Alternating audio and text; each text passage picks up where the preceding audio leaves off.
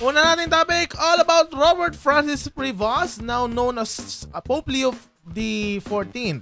Ito ay the first American Pope. Ito ay article ng ABS-CBN News. Alam, may ba't kayo nag-ano? May nagrarally sa likod. May paparada, Diyos ko. Parang hindi marinig. Anyway, HABEMUS PAPAM on the second day of the Papal Conclave on May 8, 2025. White smoke emerged from the Sistine Chapel and the bells of St. Peter's Basilica in Vatican City rang for the new Pope. Robert Francis Prevost from Chicago, Illinois. O, diba? Tiga Amerika po ang ating bagong Pope, mga kaibigan. Ba't naririnig ba yung wang-wang? Nakakapwisip naman. Wait, check ko muna. Ay, HABEMUS PAPAM, tapos nangangampanya. Diyos ko naman. Bakit ganon? Hello po sa mga nanonood sa TikTok live nga pala. Ayan, parang hindi naman narinig. Okay, natatabo na naman ang background music. Kaso lumala kasi audio, Diyos ko. Anyway, balik tayo dito. All smiles in front of the people cheering in St. Peter's Square. He appeared from St. Peter's Basilica's balcony for the first time. So, nangyari ito mga kaibigan nung alauna ng madaling araw dito sa Pilipinas. So, hindi ko alam kung anong oras doon, pero maaga pa doon. Taking the papal name Pope Leo the 14th, and sabi niya, "Peace be with all of you," sabi niya. Following the death of Pope Francis, Pope Leo the 14th is now the 267th successor of St. Peter as the Supreme Pontiff of the Roman Catholic Church, making history as the first ever Pope from the United States of America. So kauna-unahang Pope po na nanggaling sa USA. And ayun. He was born on September 14, 1955. Medyo matanda na rin pala siya. 45 plus 25, 70. Kala ko bata siya. Tama ba? 45? O tama, 70 nga. Kala ko bata siya kasi mukha siyang bata.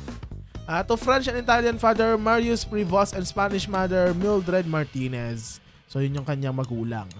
He studied at the Minor Seminary of the Augustinian Fathers and later at Villanova University in Pennsylvania, when he earned a Bachelor of Science in Mathematics degree and also studied philosophy. Naririnig na, ayoko na. Hindi na ako maglalay! Diyos ko! Nakakapwisan! Charot lang. Wait lang, kasara kami na.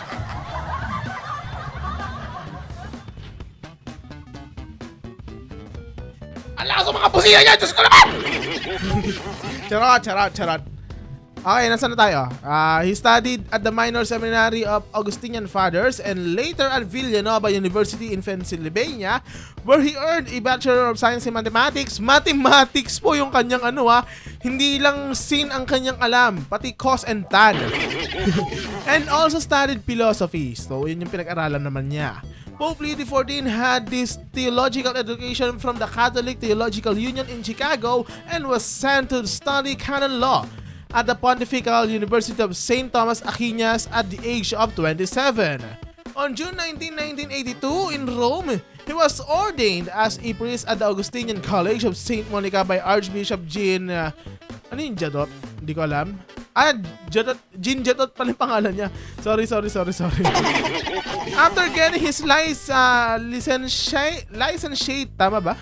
In 1984, he was sent for an Augustinian mission to Chococanas, Plura, Peru, while preparing for his doctoral thesis.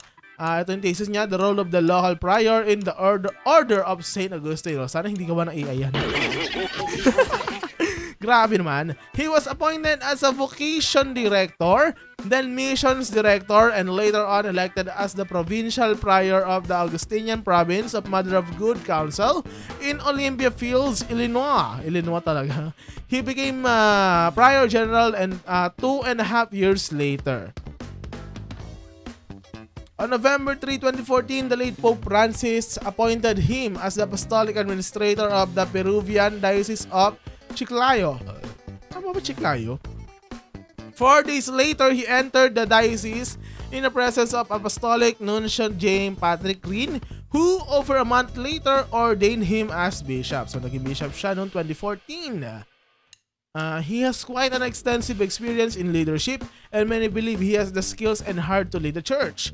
On September 26, 2015, Pope Francis appointed him as Bishop of Chiclayo, and March of 2018, he was elected second vice president of the Peruvian Episcopal Conference. In 2019, Pope Francis appointed him as a member of Congregation for the Clergy, and in 2020, he was also appointed as a member of the Congregation for Bishops.